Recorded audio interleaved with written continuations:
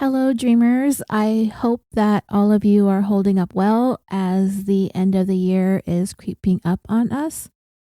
So, because there's been so much going on lately in the world of crime, I decided to throw together a little bit of an update episode. So, welcome to the Hoaxiest Hoax of them all, 2021, a year in review. The high-profile criminal trials have been flying through the courts like crazy this year. Maybe it's COVID catch-up time or something. I've never seen trials come through so fast like this. So I went Googling around to see if there was any sort of 2021 wrap-up of the various criminal trials that have finished up this year. And there really wasn't anything out there like that. So to really go back and dig through all of the podcasts that I've listened to and the things that I've watched on streaming TV so that we could reflect back on them. We've been hearing a lot about Elizabeth Holmes and Theranos and what's that woman's name? Ghislaine? Is that how you say her name? Ghislaine Maxwell. The spelling of her name does not match the way that I'm hearing it come out of people's mouths on TV. I personally think that's the first time I've ever said it myself, Ghislaine Maxwell. So she's that socialite who is on trial right now for luring underage girls to be sexually abused by Jeffrey Epstein, and apparently sometimes for herself. I think those are two things that are still ongoing right now as the year winds down. Scott Peterson was in court recently and was resentenced to life in prison without the possibility of parole. I guess that's a win for him considering he's been on death row all these years. And I'm sure Lacey would have loved to have had another chance at life too with baby Connor. But clearly things in this world are not always fair.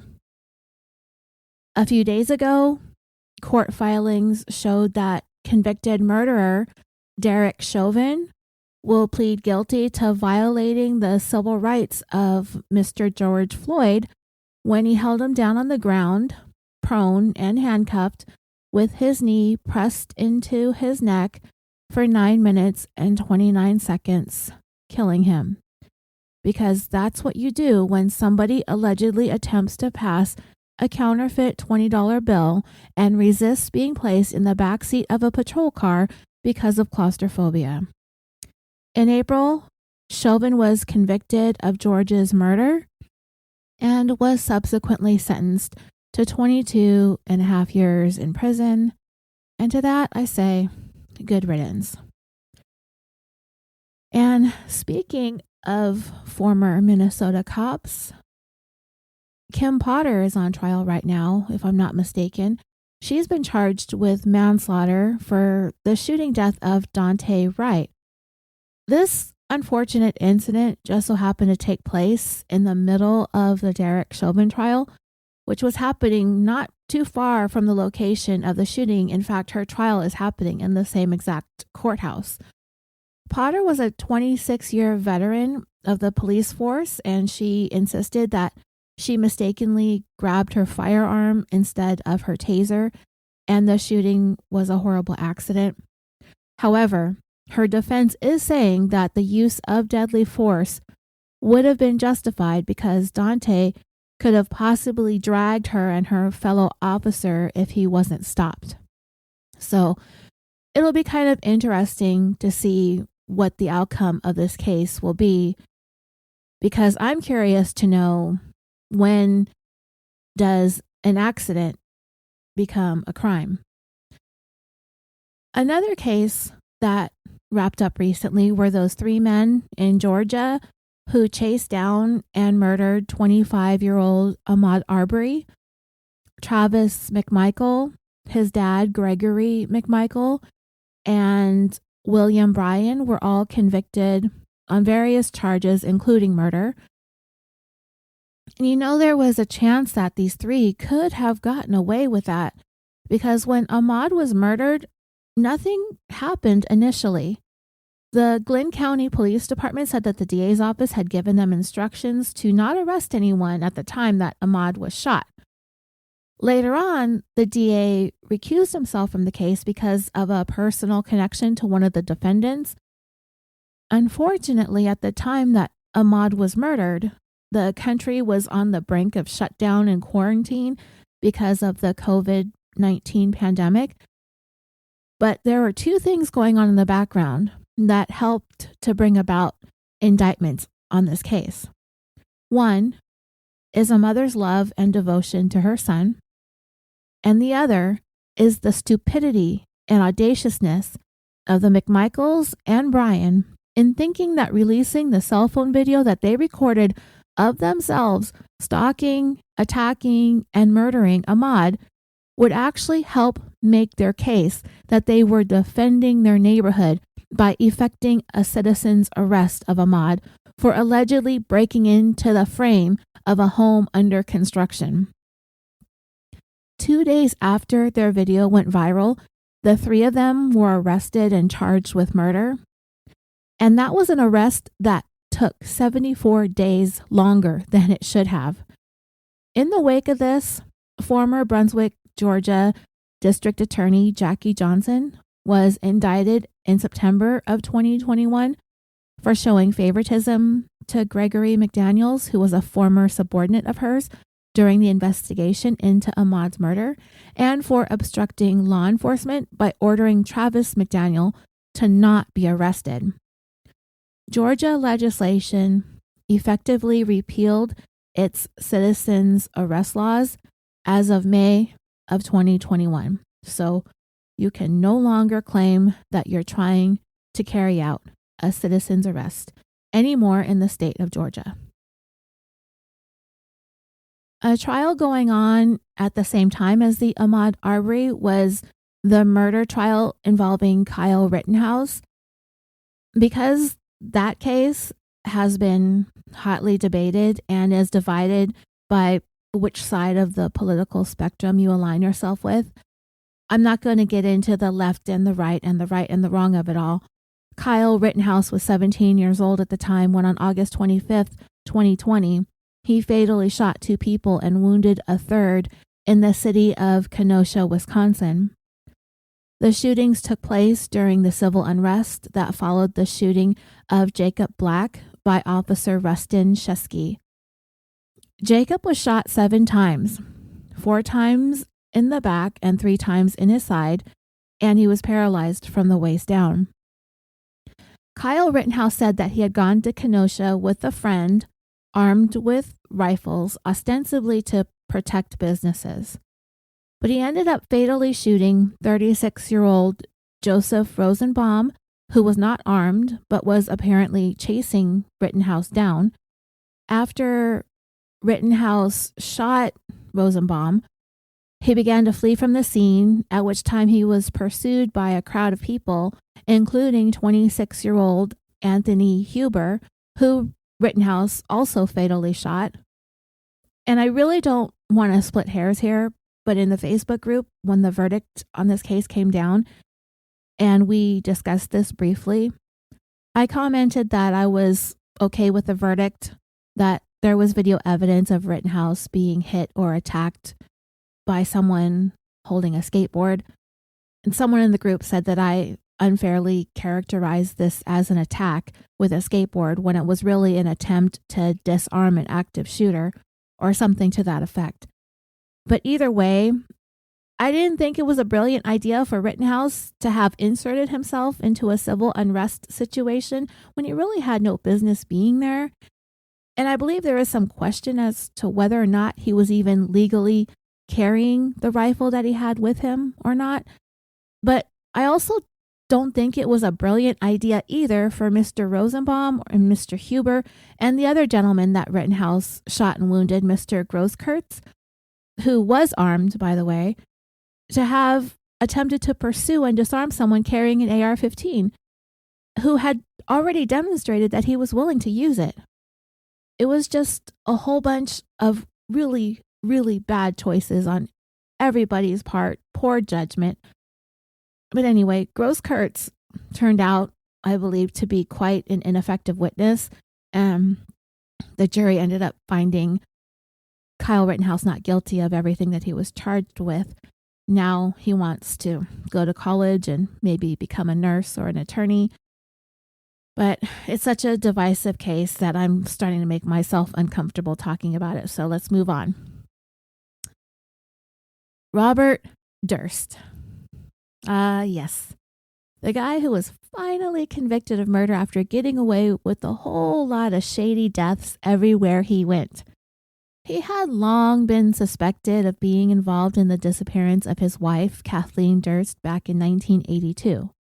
Then a friend of his named Susan Berman, who was murdered in 2000 for allegedly knowing a little too much about Durst's involvement with his wife's disappearance, he came under suspicion of that, but managed to get away with it for a really long time because it basically remained unsolved until recently.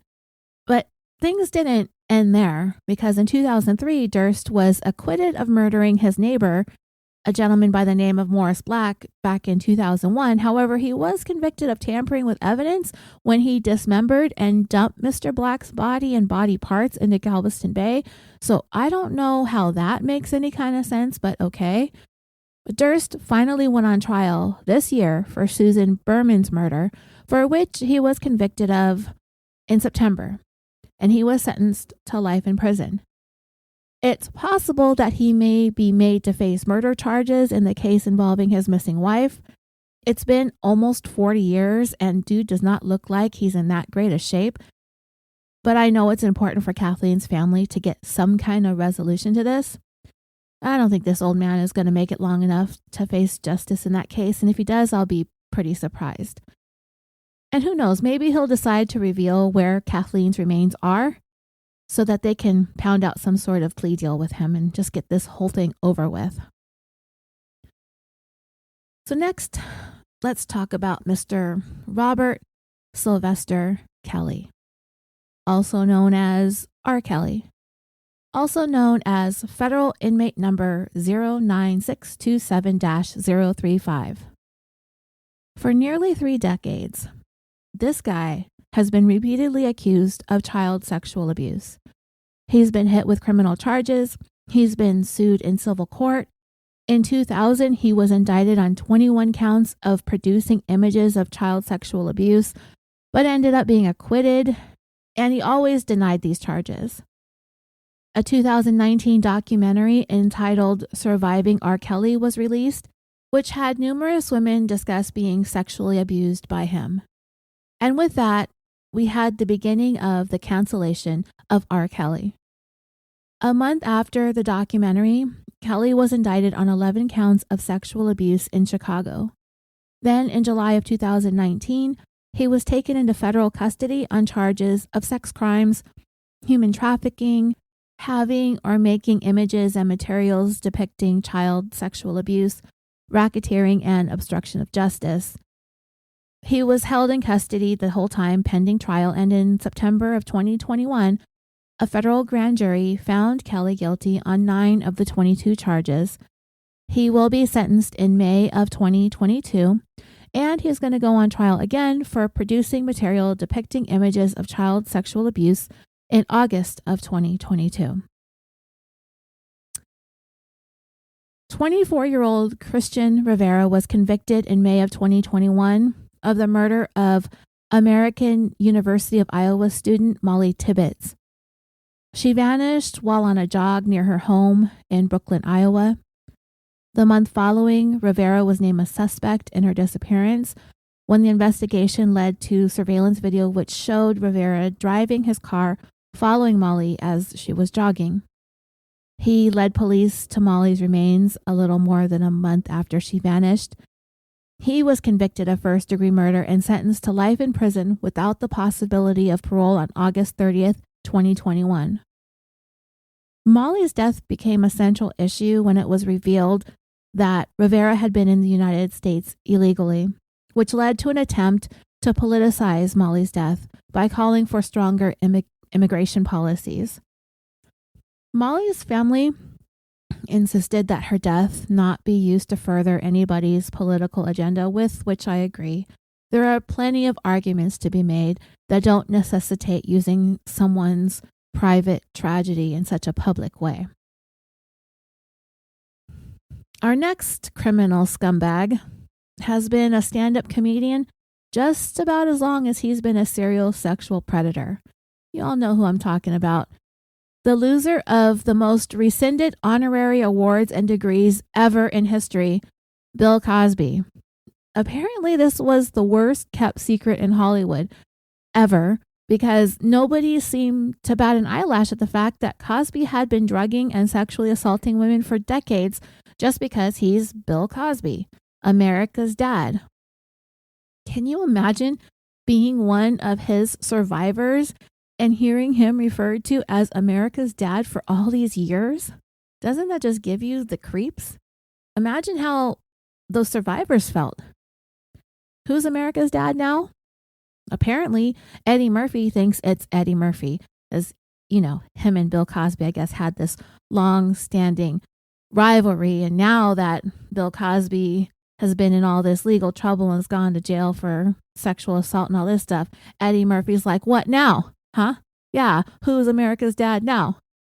Who would have thought that we would have had a relatively unknown stand-up comedian named Hannibal Buress to thank for dragging Cosby's secrets out of the dark corners of entertainment and shining a big, huge light on an even bigger problem that has plagued this industry for far too long.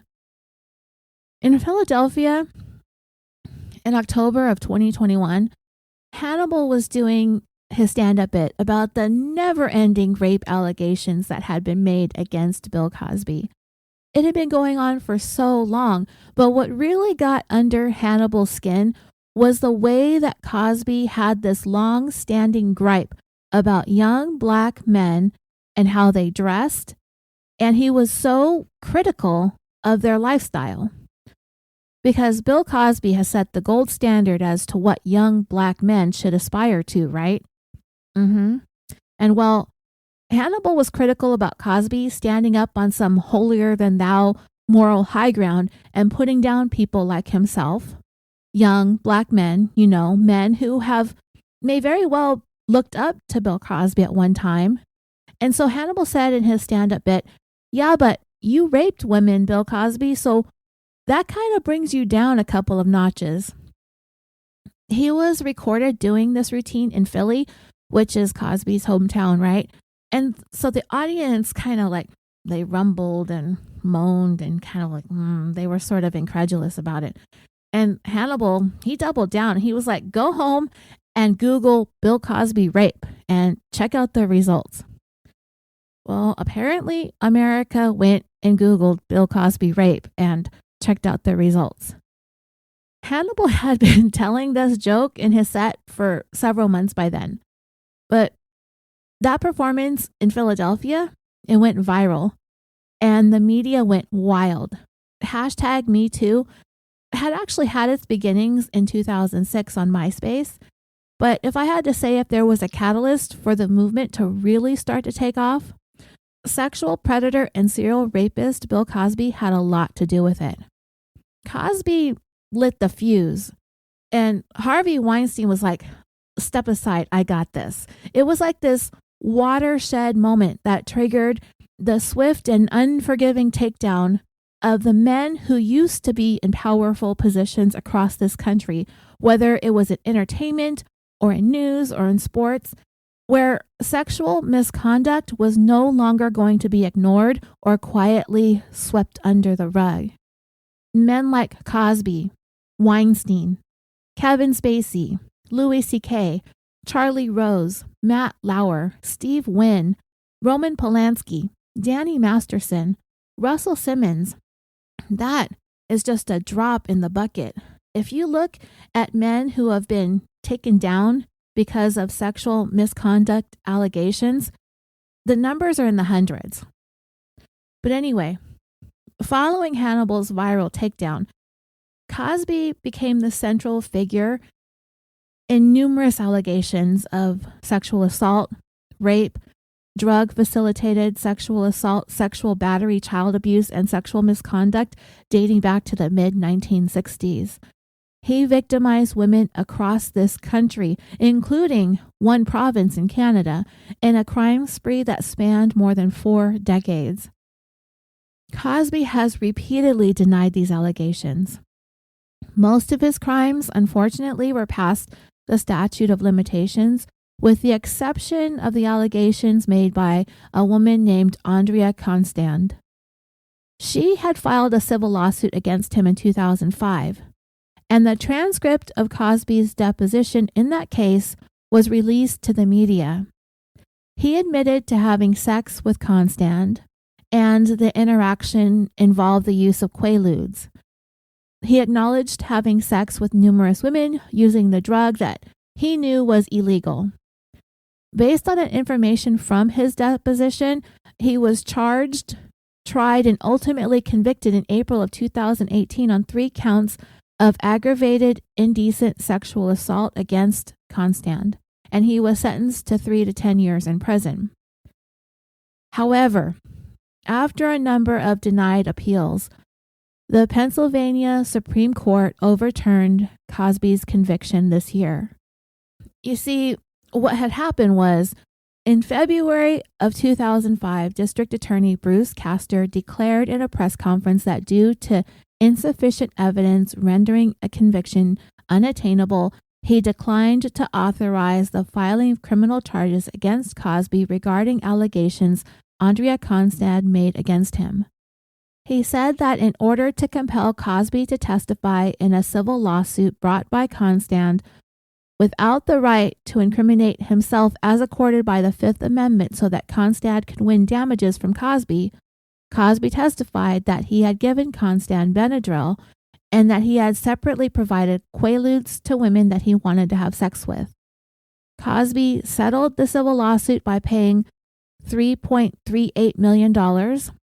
6 out of the 7 Pennsylvania Supreme Court justices interpreted Castor's 2005 press release as a promise to not prosecute Cosby, leading him to provide testimony in his civil lawsuit that was later used as key evidence in his criminal prosecution, resulting in him being convicted of assaulting Constand.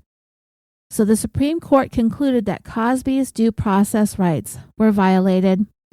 The court further barred the prosecution of Cosby on these particular charges. His conviction was overturned. He was released from prison on that same day, which was June 30th, 2021. But fear not, Cosby's legal troubles are not over. In December of 2014, Judith Huth filed a lawsuit alleging that Cosby sexually assaulted her at the Playboy Mansion when she was 15 in 1974. Even though this happened more than 40 years earlier at the time of her filing, California law allows for alleged child sexual abuse victims to bring their cases when they are adults. So the whole thing has kind of been lingering in this legal limbo ever since 2014. And it was postponed pending the outcome of Cosby's criminal trial in Pennsylvania. So 2 months after his conviction was overturned in June of 2021, Judith's case was revived and a tentative civil trial date has been set for April 18th, 2022. And in October of 2021, an actress by the name of Lily Bernard filed a lawsuit in the state of New Jersey, which allows victims of sexual assault to sue regardless of when the offense took place. She claims that Cosby sexually assaulted her numerous times. In August of 1990, she says that he lured her to the Trump Taj Mahal Casino in Atlantic City with a promise to help advance her career. Instead, she was drugged and raped. The next morning, Cosby issued a threat that if she were to go to the police, that he would sue her for defamation and her career would be in ruins. She is suing for $225 million in damages, which includes $25 million per sexual assault and another $125 million in punitive damages. So moving on from Cosby, an older case that kind of reached some sort of resolution this year was the Kelsie Schelling murder trial. Her on-again, off-again boyfriend, Danthe Lucas, was convicted of first-degree murder in Kelsie's 2013 murder. This year, he was convicted in March of 2021. The jury only needed a couple hours to deliberate this one, but it took 8 years to actually bring him to trial. The tough part about this case was not only was Kelsie pregnant with Lucas's child at the time that she was killed, her body was never found. So when this went to trial, the defense put up no witnesses on Lucas's behalf and said this case was the biggest stretch in Colorado history. The jury was also reminded that there is no evidence, no DNA, and nothing to indicate that Kelsie is even dead. So I've listened to podcasts about this story, and I'm really glad that this resolution had finally happened. So back in February of 2013, Kelsie was making the drive from Denver, Colorado to Pueblo, Colorado, which is approximately 2 hours. Lucas told her that he had a surprise for her. She had just found out the day before that she was 8 weeks pregnant with Lucas's child, and he was accused of luring her to Pueblo in order to kill her. Her vehicle was found a few days later, and Lucas was seen on video moving her car. One day after she vanished, Lucas was seen at a bank in Pueblo where he took out $400 out of Kelsie's account using her debit card. Later on at Walmart, he was seen dropping her car off, and it was seen being picked up by somebody else. And then an unidentified man was seen getting into the car and dropping it off at a hospital parking lot 3 days after she disappeared. And when he was interrogated, Lucas admitted to moving her car around, but he denied killing her. Several searches for her body have been conducted over the years to no avail. There is currently a $100,000 reward for information leading to the location of Kelsie's remains. Okay, so let's see. That covers many of the 2021 trials that we've listened to on our various podcasts. I think I've covered one or two here and there. I think the Robert Durst case is on Patreon. I talked about Cosby a couple of years back when he was convicted. Let me think. Are we missing somebody here? There's that French actor. What's his name? Jussie Smollett. That guy who used to star on the TV show Empire. You know that guy. I'm kidding. I stole that from Dave Chappelle. He has a bit on YouTube, or actually I think it's on Netflix, but there's a clip of it on YouTube. His bit on Jussie Smollett. He's got me calling him Smollett. If you're offended by Dave Chappelle, then you probably shouldn't look it up on YouTube, but I found it to be quite funny. So Smollett is a native of California, which is only a tiny reason why he landed a spot on our podcast. A 3-parter, in fact. The big reason why he became a guest star on Killafornia Dreaming is because in the early morning hours of January 29th, 2019, a 911 call was made in Chicago to report that hungry actor Jussie Smollett was walking in the middle of the night, in the middle of a polar vortex, to get a Subway sandwich when he was attacked by 2 masked, MAGA hat-wearing Empire fans carrying a hot sauce bottle filled with bleach and a noose. They proceeded to shout racist, homophobic slurs at him while they proclaimed that Chicago was MAGA country, drip-dropped a bit of a sprinkle of bleach on him, placed this noose around his neck, gave him a little boink on the face, all the while making sure that they don't mess up Jussie's sandwich. Later on, I believe Jussie Smollett would deny saying that the attackers were white, but rather he described them as being pale. Okay, so we've all seen the picture of the Nigerian brothers who Smollett paid $3,500 to carry out this attack. Clearly, they are not white, but they are also not pale. In fact, they're on the dark end of the spectrum. At least that's what I'm seeing, but definitely not pale. And, for Chicago police, they were called to investigate this attack. And I don't think the story that Smollett alleged even survived to sunrise that day. When I look back on the body cam footage of the officers going into his apartment and the fact that he kept that noose around his neck for show and tell, I'm pretty sure the cops were like, yeah, no. And the officer even said, do you want to take that off or something? And they didn't even hurry to secure the evidence, make sure it's preserved for forensic testing. Nothing like that happened. Jussie just took it off and kind of balled it up and set it on the counter. I think that the cops were pretty sure that this story stunk worse than one of Fred's farts. When I did the 3 episodes back in July of 2020, starting with episode 150, in case you want to go back and refresh, some of y'all listening kind of gave me a hard time about how much I harped on the going out on foot for food in the middle of the night, in the middle of sub-freezing temperatures, because I'm a Southern California girl. I might not go out in below zero weather because I don't even know what that is, but it is a thing apparently, and people do what you got to do. That's what I got told. When you're hungry and you live in this kind of climate, you do what you have to do. I understood that, but it is still a factor at the center of everybody's jokes that everyone makes about Jussie Smollett. So I'm going to stand by what I said. He is a popular actor on a popular show. He made pretty good money, but I guess to him, he was deserving of more. He wasn't home alone. He has his car. His people have cars. There's DoorDash and Uber Eats. I mean, come on. The only reason anyone would leave their apartment at that time of night under those conditions is if you had a poorly planned out hate crime hoax with your 2 workout buddies in order to boost your marketability, popularity, and pay grade, right? Yeah, just no other reason to go to Subway at 2 a.m. Just no.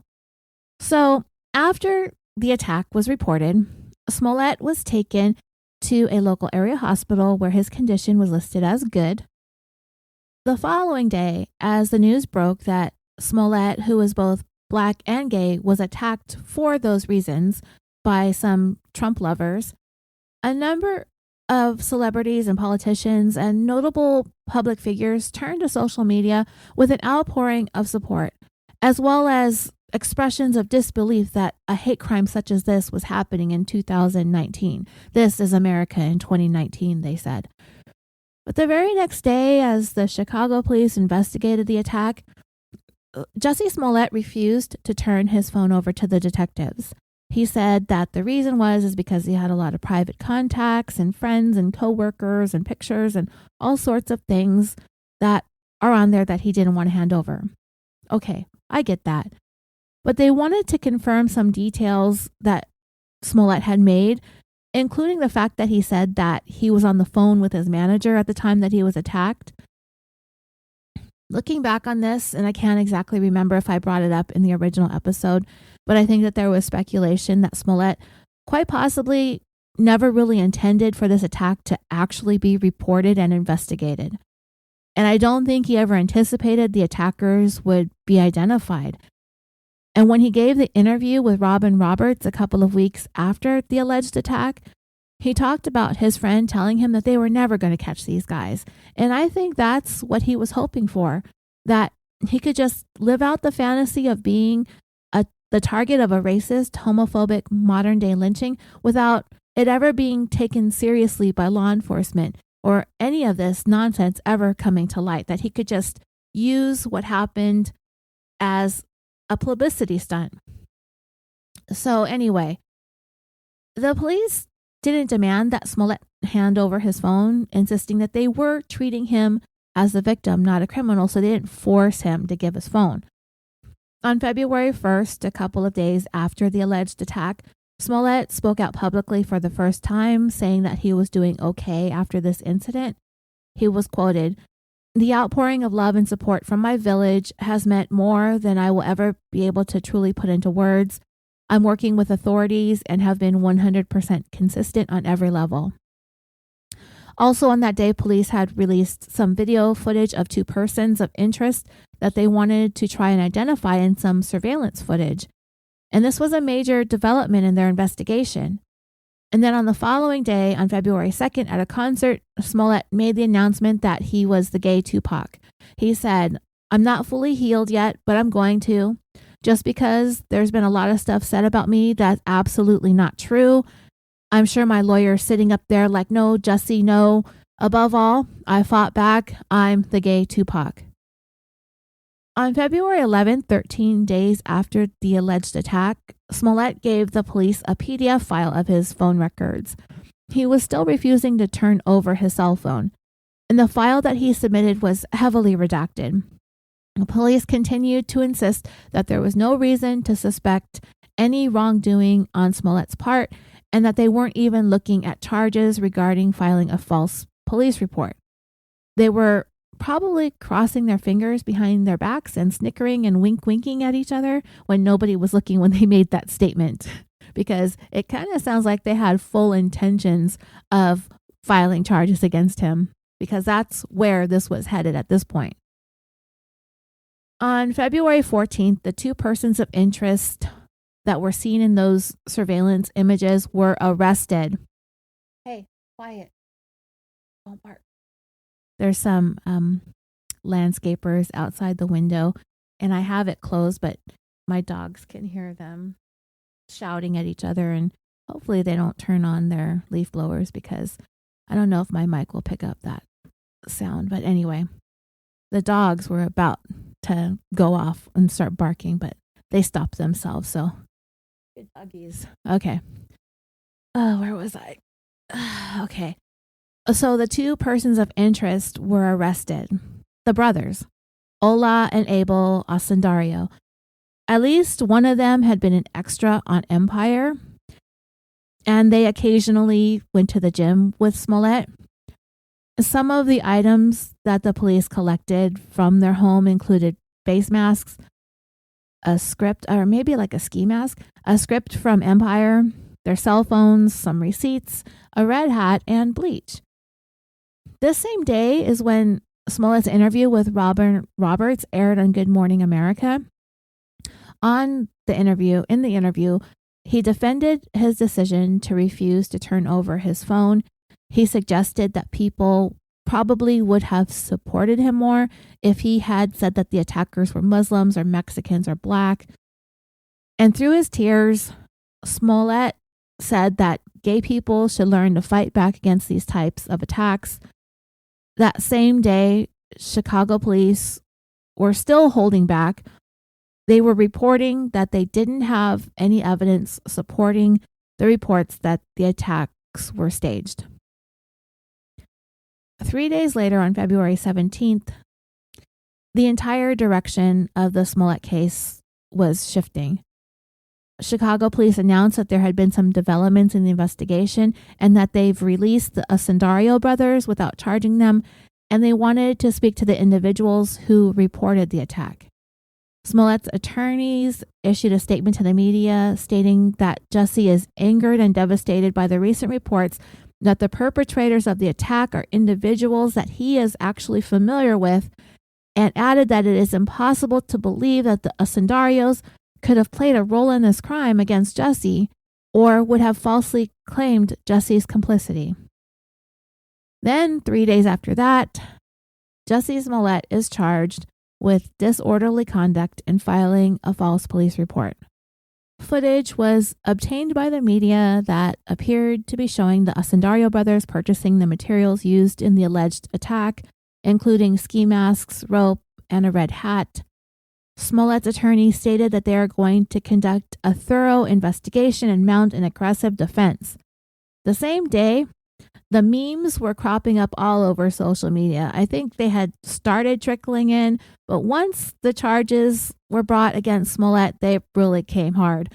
50 Cent made one himself. I think he made it, at least that's what is said, with Smollett's face superimposed on Tupac's All Eyes on Me album cover, and the title of the album was changed to read All Lies on Me. On February 21st, Smollett was arrested and booked. He had turned himself in. At a press conference, the Chicago police superintendent, Eddie Johnson, stated that Smollett had taken advantage of the pain and anger of racism to promote his career because he was dissatisfied with his salary. He also disclosed the information about the racist letter that was sent to Fox Studios addressed to Smollett and said that Smollett mailed that letter to himself and that he paid the Osundario brothers by check the amount of $3,500 to help him stage the attack. Fox Entertainment issued a statement saying that they were evaluating Smollett's situation as they considered their options and his future on Empire.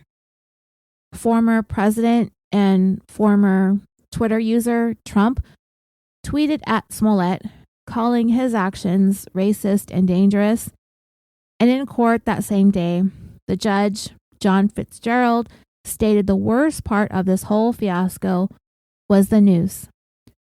After the hearing, Smollett's attorney called the whole thing an organized law enforcement spectacle. Later that same day, Smollett walked out of the courthouse after posting $10,000 bail. On February 22nd, Smollett was suspended from his role on Empire, with producers issuing a statement that he will not be included in the final 2 episodes left in that season, and added that the allegations against him were disturbing. On February 25th, an image of the check that Smollett wrote to the Osundario brothers was released to the media.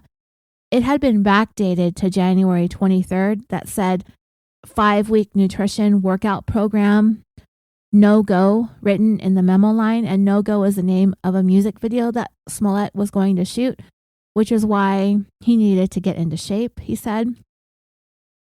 On March 1st, the Osundario brothers released a statement through their attorney where they said that they regretted getting involved in this mess, that they have tremendous regrets over this, that they understand how it has impacted people across the nation, particularly minority communities, especially those who have been real victims of hate crimes themselves.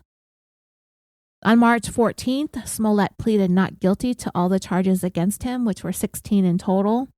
His next court date was scheduled for April. What is going to happen to his career at this point on Empire was still kind of up in the air. On March 20th, the creator of the show, Lee Daniels, said in an Instagram video that the whole ordeal had been painful and caused a lot of anger over what Smollett and the whole cast have had to go through, and he really didn't know how he was going to deal with it. 12 days later, Jussie Smollett was cleared of all charges. An emergency court hearing was held where all the charges against him were effectively dropped. His record was wiped clean, and the records were sealed. However, Chicago police and the mayor stood by the case that they made against Smollett and criticized the dropping of all the charges, stating in part that it was Mr. Smollett who committed this hoax. If he wants to clear his name, the way to do that is in a court of law so everyone can see the evidence. On March 27th, Smollett's attorney announced that the case is officially closed. The prosecutor who dropped the charges, Joe Magats, said that he thinks Smollett is guilty, but the charges were dropped because he forfeited his bond, which was $10,000, and he would complete 16 hours of community service. Smollett's attorney stated that the case was closed and the public has no right to further violate Smollett's civil rights, and the case was dismissed, and Mr. Smollett should just be allowed to move on with his life and leave this all behind. On March 28th, Trump tweeted again that the dropping of the charges was outrageous and an embarrassment to the nation. And he also said that, you know what, the FBI and the Department of Justice would now be investigating this case. The next day, Smollett was ordered to pay for the police overtime dedicated to the investigation into the staged attack, which amounted to $130,000. Time that they say was spent reviewing hours and hours of video, surveillance footage, and physical evidence, and that was time that could have been spent working on non-hoaxy crimes. On April 12th, Smollett refused to pay the $130,000 because if he did, that would, in a roundabout way, kind of be admitting to that the whole thing was faked. So in order to be like, this was a real crime, so you guys were doing your real job, so he can't pay it. So the city of Chicago filed a lawsuit against Smollett in an effort to recover the money spent on this investigation into him. They want to be compensated for their time, as they continue to believe that the attack was staged. But Smollett refused to pay. He's dug his heels in, and he insists this attack was for reals. On April 23rd, the Osundario brothers filed a lawsuit against Smollett's attorneys for defamation, claiming that they were still being accused of carrying out a racist and homophobic attack against Smollett, and that their reputations were being damaged as a result, while Smollett's attorneys called the lawsuit comical and ridiculous. Well, if that isn't a situation of the pot calling the kettle black, then I don't know what is.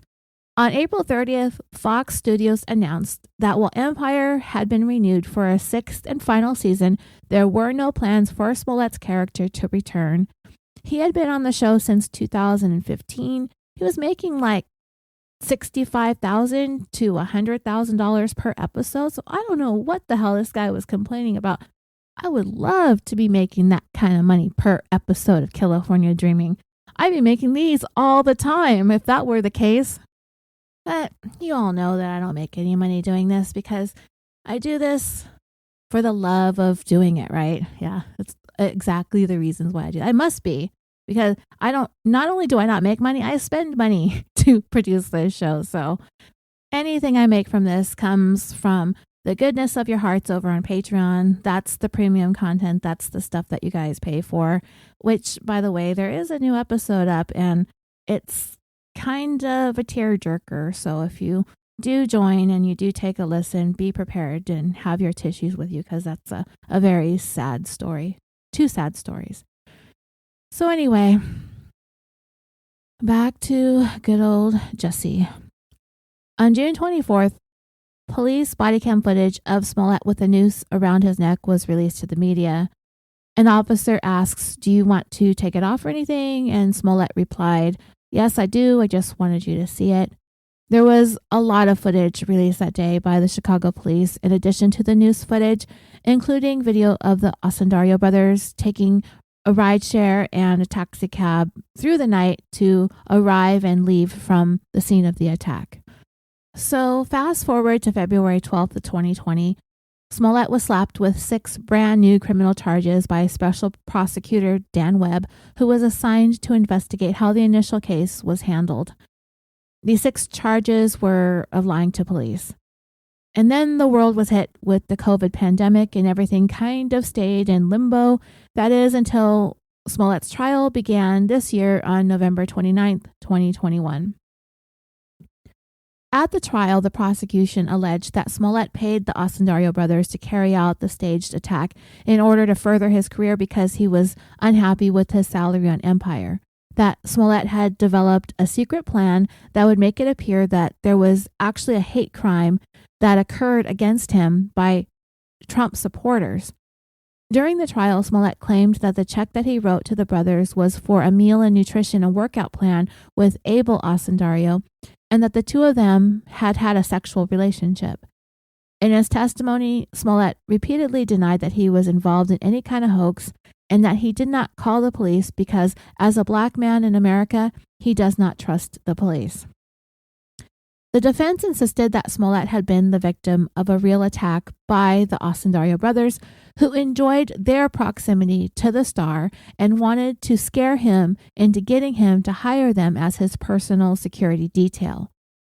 The prosecutor stated that Smollett was really dissatisfied with the muted reaction that he got from Fox Studios regarding that hate letter that he had sent himself and received just a few days before the attack that was addressed to him there at the studio. It had a stick figure hanging from a noose, a homophobic slur, and MAGA written on it. Smollett came up with this plan so that the studio executives would take his situation more seriously because they got the letter and didn't do anything about it. It didn't work. So he had to up his game with this hoax attack. The Osundario brothers testified that Smollett planned, orchestrated, and directed the entire thing because he was upset at his studio's lack of concern about his safety after the hate mail he received.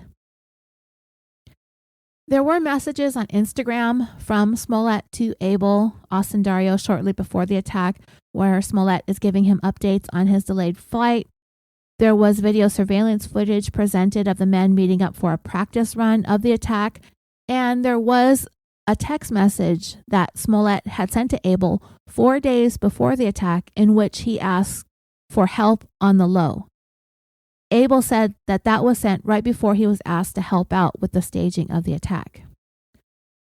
Smollett, who took the stand, was questioned for several hours about the attack. The prosecutor pointed out that he was good friends with Abel Osundario and that he was familiar with what he sounded like and his physical build, and yet he described the attackers as being white. The belief is that Smollett never wanted this attack to be reported, and he never wanted the Osundario brothers to get caught. But he did want the publicity and the sympathy that came along with being the victim of such a brutal modern-day lynching.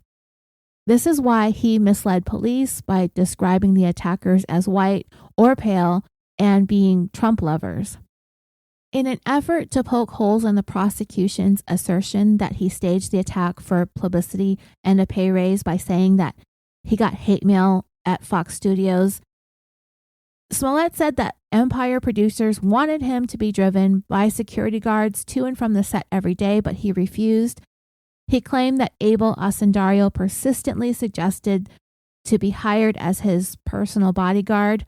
Smollett claimed that the reason why he updated Abel about his flight delay is because they were supposed to work out together on January 27th, and that was the date that the dry run took place.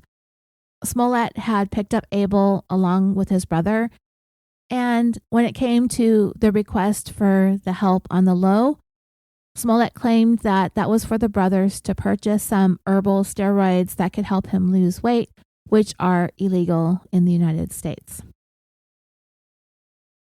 You know, the one interesting thing about this case is it's one of the few where I think everybody, no matter where you stand on any other political or social issue, everybody agrees that Jussie Smollett messed up big time.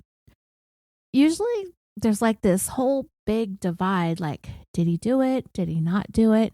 Like O.J. Simpson and Adnan Syed and Scott Peterson and Darlie Routier and Stephen Avery and the Owl. I'm pretty sure that the only person who thinks Jussie Smollett didn't stage this hoax is Jussie Smollett. And even that's debatable. The problem is, from some of the things that are being said, Smollett is just too darned narcissistic to ever admit to the truth. Is he going to ride this lie out forever? The New York Post described him as being in this matrix of arrogance. I mean, he's still got to face sentencing, and his testimony was so blatantly untruthful that there's even talk about him being charged with perjury.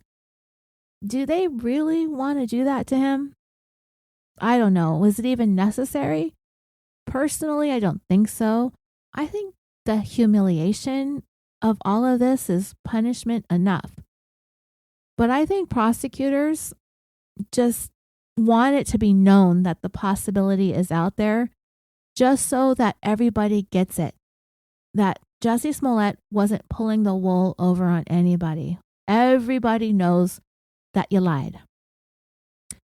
The New York Post describes Smollett as stoic and defiant as ever after being found guilty of staging the hate crime. And prosecutors are going to highlight at his sentencing next month in January of 2022 the hours and hours and hours that he sat there on the stand and told lie after lie. And if it's remorse that the judge is going to look for at sentencing, what are the chances that that's going to happen when it looks like he's really going to stick to his guns here? According to the post, in which they wrote, according to experts, stubbornness is among the textbook signs of a narcissistic personality disorder that Smollett seems to exhibit, and that this may have been exacerbated by growing up in the family that he did. Dr. Ramani Durvasula, a clinical psychologist and expert on narcissism, stated, when someone launches something like this, there's a grandiose assumption that they'll be able to get away with it. Then it slides into something delusional, and then the delusion becomes the truth, and then it becomes the truth that he lives in. This becomes his reality. Well, maybe that's how people get into acting like this. People like Jussie Smollett. The doctor said it's the reason why Smollett didn't just knock this off way back in the beginning when his story was starting to show cracks. It just doesn't work like that for narcissists. And she further stated, nothing cuts through the matrix of this arrogance and delusion and entitlement. They're all defenses against a deep wall of insecurity and inadequacy. Anyone who walks around like this is covering up a stench, and it's something that they don't want others to smell. The article also said that this had to do with the way that Smollett was raised, with his 6 siblings who stand by each other. No matter what happens, they stand by each other, no questions asked. And with the level of strong support that Smollett initially received from very powerful individuals, all of this didn't help when what Smollett really needed was for someone to slap him across the face and tell him to get honest with himself and be straightforward with the story. Instead, existing in this bubble of extraordinary and unconditional support only enables somebody like Smollett to refuse to cave in, no matter how abundantly clear it is that they've been defeated. Chicago police have said that they would have never arrested Smollett if he would have just apologized. I don't know about that. That sounds like something that they would say to you in an interrogation room. Things like, we're here to help you. You need to help us help you. You can trust us. We're on your side. The truth will set you free. You know, that kind of junk that they tell you when they're being interrogated, when you're suspected of a crime, and you decide to talk when you know that you need to ask for an attorney and shut up. But anyway, with the guilty verdict, Jussie Smollett is facing up to 3 years in prison for the charges that he was convicted of. He's scheduled to be sentenced in January. Is this a prison-worthy crime? I really want to know your thoughts when we post about this episode on social media. Chances are, no matter how long Smollett is sentenced to in terms of jail time, he'll probably only be in for a very short period of time. Prisons really aren't for people like him who do things like this, at least not any long prison terms.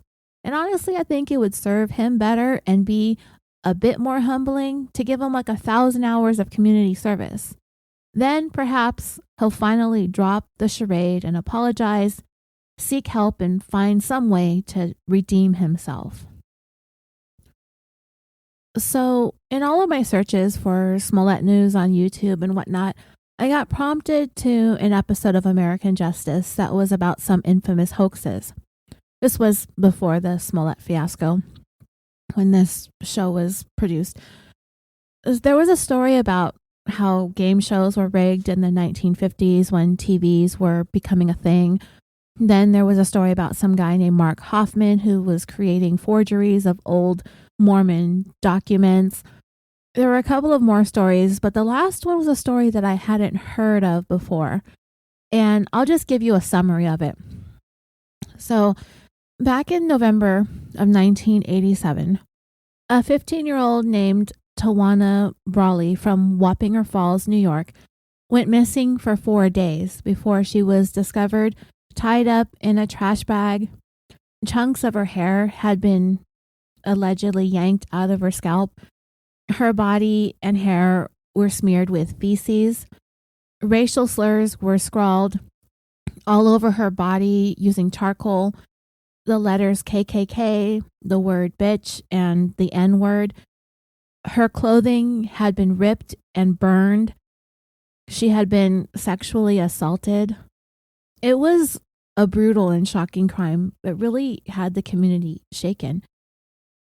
It was not only the details of this hate crime that were so jarring, it was the fact that Tawana said that her attackers were white men, and she'd even said that one of them was a police officer. Following the attack, 3 prominent civil rights activists and attorneys came forward to assist Tawana while bringing nationwide attention to her case. Alton Maddox, C. Vernon Mason, and Al Sharpton. They're referred to her as her advisors or her handlers. When Tawana was found, she appeared to be unconscious and unresponsive. When detectives came to question her at the hospital, she was still unresponsive, at which point her mother asked for a black detective to be sent to speak to her. So they did. They brought an African-American detective in. When that officer arrived, Tawana was still seemingly very out of it. She wasn't very verbally responsive, giving only a series of head nods and shoulder shrugs. The only word she ever said was neon, and most of what she was able to tell the investigator she did through writing notes. She wrote that she had been raped outdoors in the woods numerous times over the course of 4 days by 6 white men, and she knew at least one of them to be a police officer. At that time, Tawana didn't provide any names of her attackers, nor was she able to describe any of them.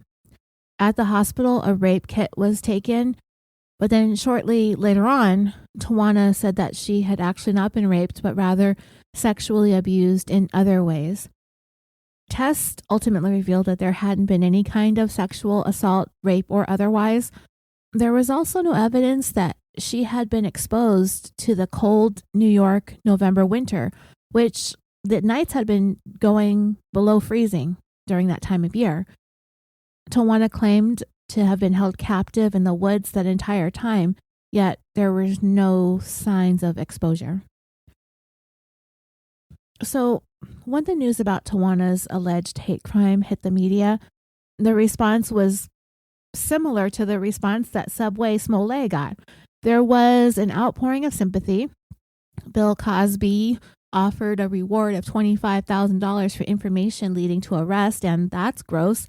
Boxing promoter and convicted killer Don King pledged $100,000 towards sending Tawana to college. I mean, she's got all the upstanding celebrities standing up for her, right? It gets better. In December, in support of Tawana, over 1,000 people marched in New York, led by Louis Farrakhan.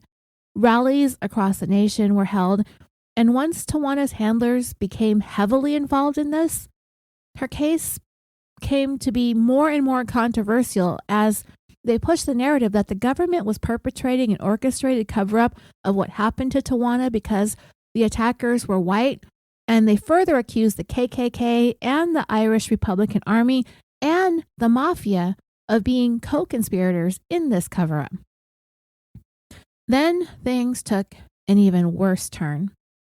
There was a New York police officer named Harry Christ who took his own life a short time after the time Tawana claimed to have been held captive. His suicide immediately led to him becoming a suspect in the attacks. That's when Dutchess County Assistant District Attorney Stephen Pagones stepped in and said that Harry Christ had an alibi because they were together during the time period that Tawana was attacked. That's when Tawana's 3 advisors, her handlers, publicly stated that both Christ and Pagones were 2 of the white men who attacked and raped Tawana.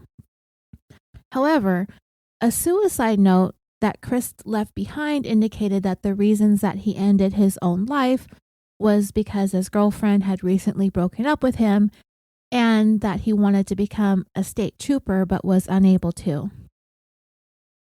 Mind you, while all of this ruckus and hubbub is going on, the media has published Tawana's name as well as pictures of her, including ones that were taken at the hospital that were leaked, even though she was the victim of an alleged sexual assault and she was only 15 years old. There was also concern that she had been turned back over to the care of her mother and stepfather, even though state law dictates that Child Protective Services is supposed to intervene and take custody of a child when there is a sexual assault. Tawana's handlers claimed that if these things had been handled appropriately, then the rape evidence would have been better preserved. By the summer of the following year, 1988, 6 months after the attack, it was starting to become clear that the civil rights activists and attorneys, the trio that I mentioned, Maddox, Mason, and Sharpton, it was clear that they were using Tawana's case to become, quote, the biggest N-words in New York, according to one of their former aides, who overheard this being said in a conversation. The controversy surrounding Tawana's case was peaking by this time, when a poll was taken, found that 51% of blacks that were questioned believed that Tawana was lying, and 85% of whites questioned believed that she was lying. So, in October of 1988, the report from the grand jury that had been convened to weigh the evidence was released, and it was 170 pages long. And the grand jury found that Tawana had not been attacked, had not been kidnapped, had not been sexually assaulted in any manner as she and her advisors had been alleging. They also found that there was no evidence or basis for the allegations that had been made against Assistant District Attorney Steve Bagones. Their report highlighted the problematic issues that they found in Tawana's case, including the rape kit indicating that there had been no sexual assault, the fact that she had claimed to have been outdoors for 4 days, yet showed no signs of exposure to freezing weather, no hypothermia. She appeared to have been fed and given water, and it was pretty clear that she was brushing her teeth regularly. Her clothing was burned, but her skin was not.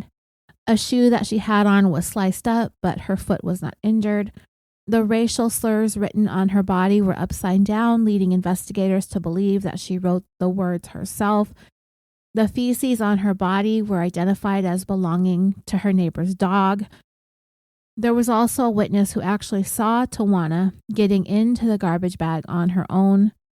And friends from her school testified that Tawana was at a house party that took place right in the middle of the time frame that she had claimed to have been abducted. And Tawana refused to testify.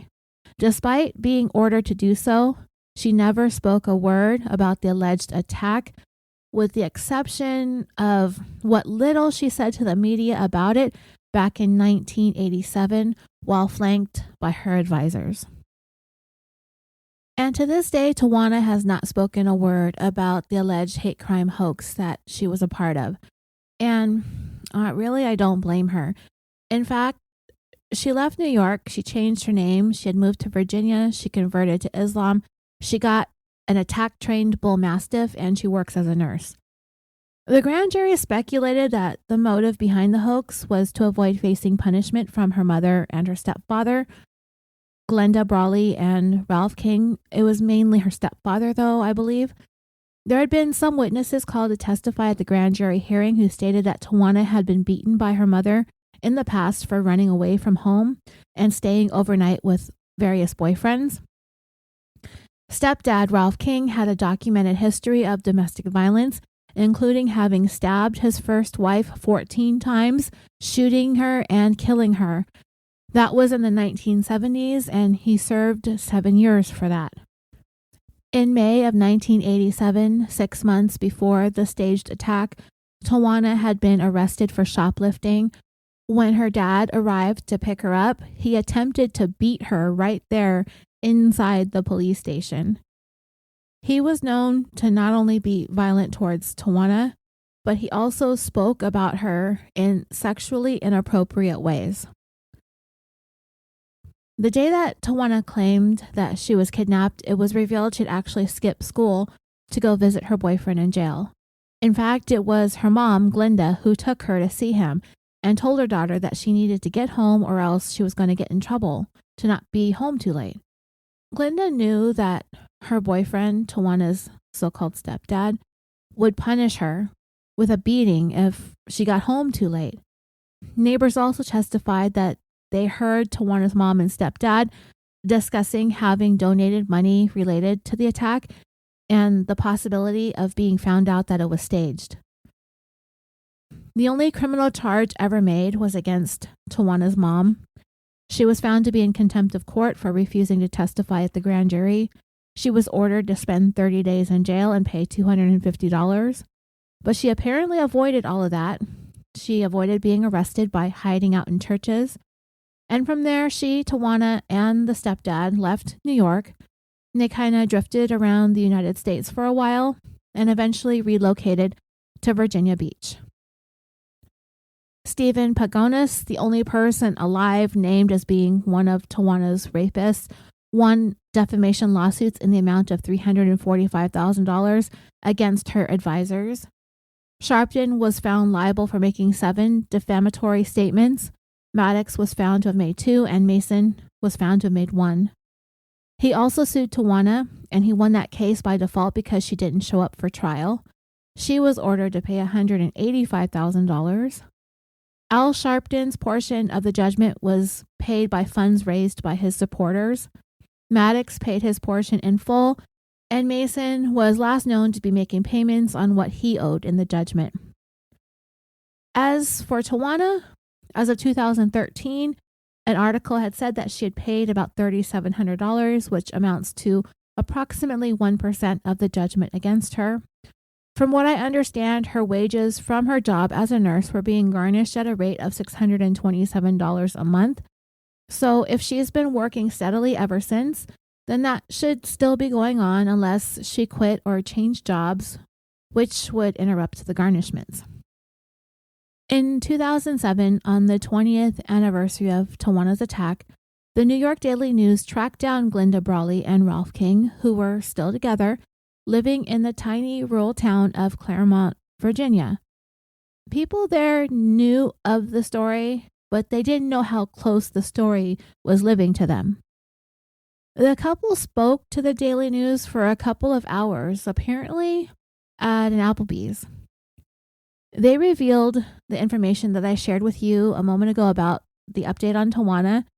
They said that she had gone to school at Howard University, and her job knows her as Tawana Thompson. She isn't married, and nobody is allowed to photograph her ever. And the one thing Glenda and Ralph stood firm on is that Tawana was raped, so they say. They said that they were speaking publicly to implore the governor at the time, Eliot Spitzer, another disgraced person in this story, right? And Attorney General at the time, Andrew Cuomo. I repeat, another disgraced person in the story, right? My God, what is happening? Okay, so her parents, her mom and her stepdad, said that they wanted this case to be reopened, Tawana's rape case. I mean, what the hell? To me, it kind of sounds like another cash grab.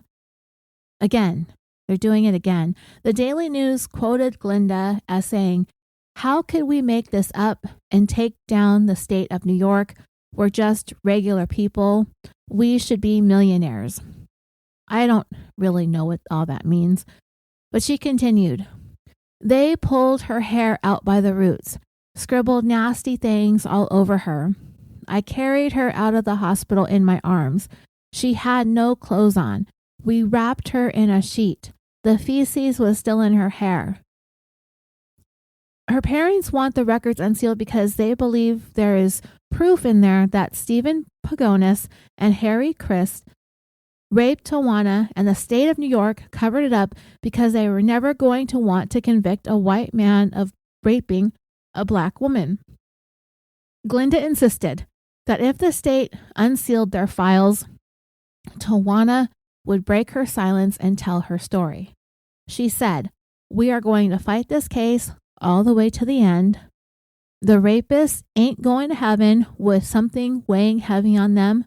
Maybe they'll release it after all these years. I can look my daughter in her big brown eyes and myself in the mirror. Can they?" Glenda says that Tawana is now a Muslim, but she doesn't wear a hijab. She became interested in it when she met Louis Farrakhan. They said Tawana freely travels the world and is protected by any mosque if she ever needs help. The friends that she has now know nothing about her past, but she has continued to be flooded with support by those who do. They never speak to Tawana about the case ever. Nobody in the family ever speaks of it. However, Glenda still has a small piece of paper from all those years ago in the hospital where Tawana wrote the words "white cop" on it. Glenda stated in the interview, "New York is scared of my name. When they hear Brawley, they think, here comes a problem. But the state of New York owes my daughter. They owe her the truth." The court that ruled on the civil lawsuits against Tawana and her advisors said that this case is finally laid to rest. But Glenda Brawley promises that will never happen, not the way the state of New York has left things. So, that was an interesting case. And I did see some articles recently bring up Tawana Brawley in light of what has been going on with Jussie Smollett. Now, this girl, it sounds like the parents attempting to pull off a hate crime hoax to profit off of it, but it also sounds like Tawana was a pretty troubled teenager and getting into some destructive behaviors. But it also sounds like this girl was being severely abused at home. Abused and used for profit. But look, we know Jussie, when he pulled off his little hate crime hoax, he had a little boink on his face and a little tap here and there, ruffled up his hair and dripped a smidgen of bleach. But he clearly wanted the very bare minimum of ouchies and boo-boos. But when you look at what happened to Tawana, the feces smeared on her, her hair pulled out, stuffed into a garbage bag, that's pretty extreme. So it has some believing that if she was able to do that to herself to avoid getting in trouble, just imagine the abuse that she was attempting to avoid. So, who is the hoaxiest of them all? Well, I'm going to have to give that award to good old Subway Smollett. I think Tawana's fear was used by both her parents and the civil rights activists and attorneys for attention and money. I still feel like on some level that Tawana was victimized. Perhaps it wasn't a hate crime, but she was a victim. She was only 15.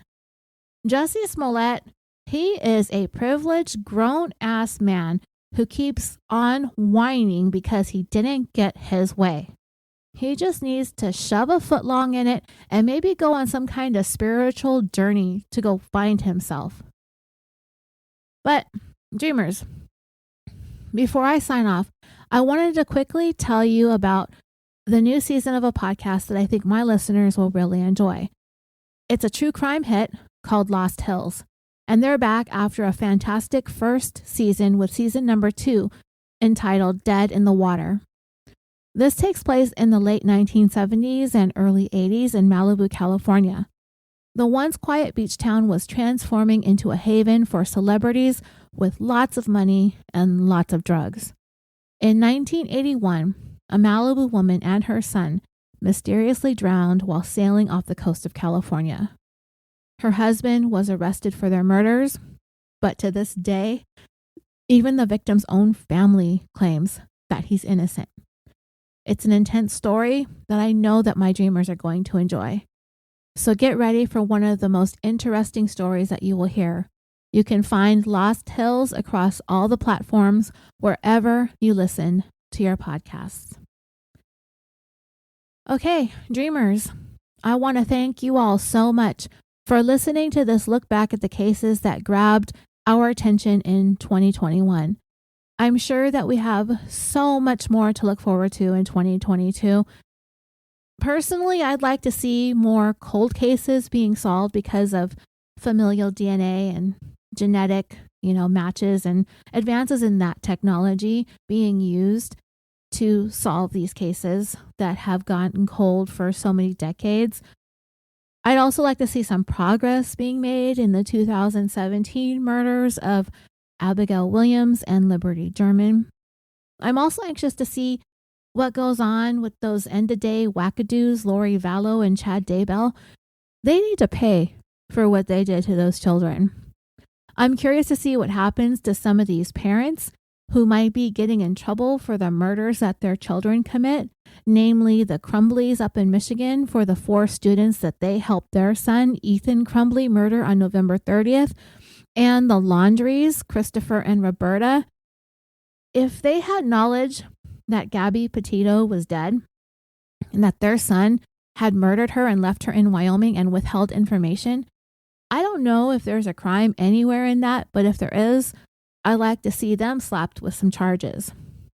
But anyway, I don't know if this is going to be the last episode that we will hear of Killafornia Dreaming this year. It might not be. I've always got something on my mind that I want to do. But just in case it is, I want to wish you all a very wonderful holiday season. I want to thank you for helping me survive 2021. I am looking forward to a much easier 2022. I'm happy that you all are still with me after all of this. Please take care. I love you all. And until next time, sweet dreams.